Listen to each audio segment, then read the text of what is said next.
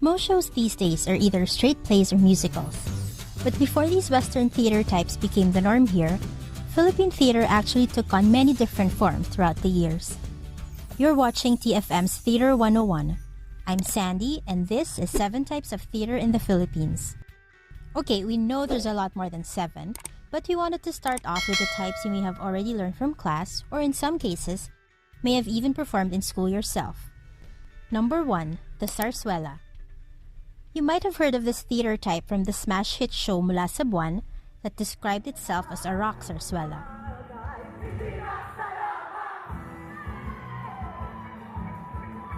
But did you know that the Sarswela is significant in Philippine history?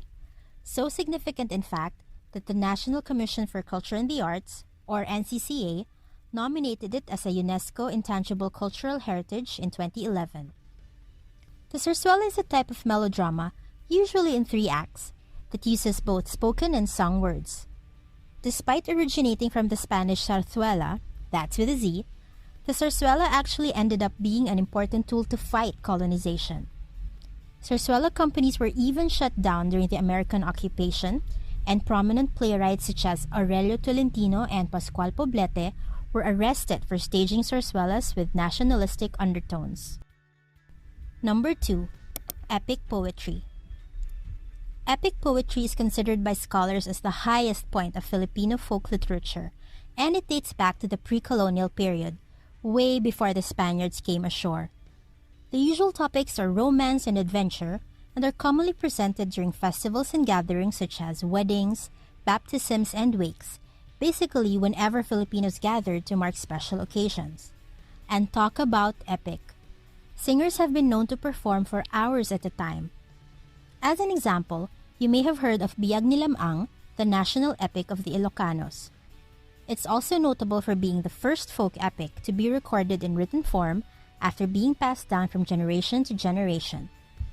Tanghaling Pilipino reimagines this work in the ethno-epic musical starring J.C. Santos and Ana Luna.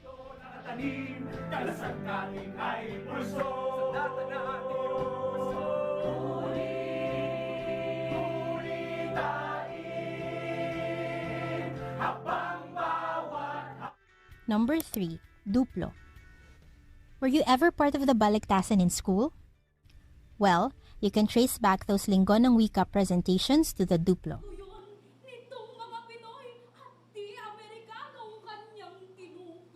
The Duplo is a poetic debate presented through song and dance, and it originated from our indigenous courtship customs. It seems that our ancestors lived by the adage that poetry is the food of love, because in the Duplo, poets ruled. They used proverbs and riddles to present their suit to the woman of their choice. Talk about setting a high bar, right? Somehow, these declarations of love evolved into a more formal debate on issues, which was eventually called the baliktasan.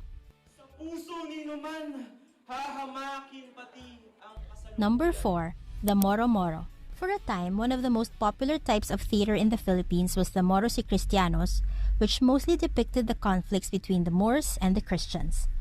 This isn't really surprising, considering we were under Spanish rule for 300 years. It's also no surprise which side is always depicted as the victor.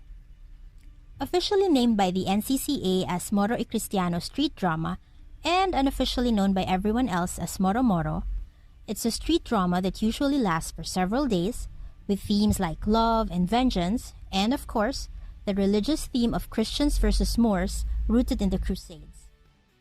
It's a key part of our art history, but it has a less than noble legacy. Because the outcome of the drama was already known, that the Christians would always win, the term these days is used in an unflattering manner to describe any deceptive activity or pretense. In addition, it doesn't exactly depict tolerance with its negative portrayal of Muslims as perpetual villains. The Moro-moro only survives in isolated towns today, and perhaps as with any art form, we just have to remember the context in which it was created so we can still appreciate its contributions to our culture. Number 5, the Senakulo. Are you a fan of the Andrew Lloyd Webber Tim Rice musical Jesus Christ Superstar? We have our own version in the Philippines, and it's much older too, the Senakulo or Passion Play.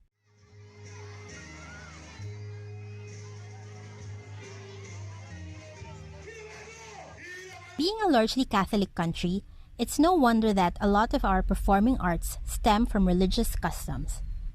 This dramatization of the life and death of Jesus Christ has become a fixture of Holy Week.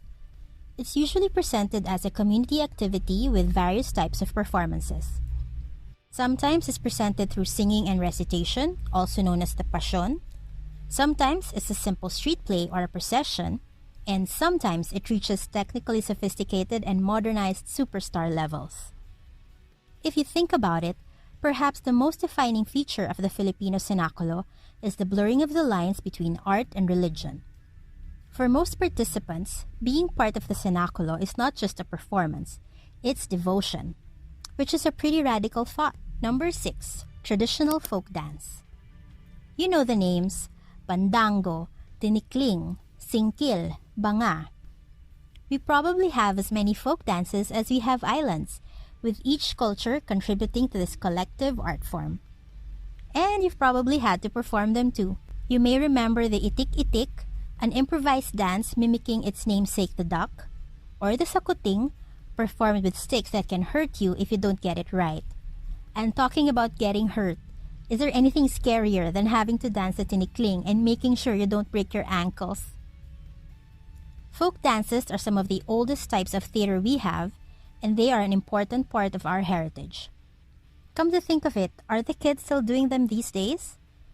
We may cringe at having had to perform them back in the day, but we are definitely all for keeping them alive. Number 7. Bodabil.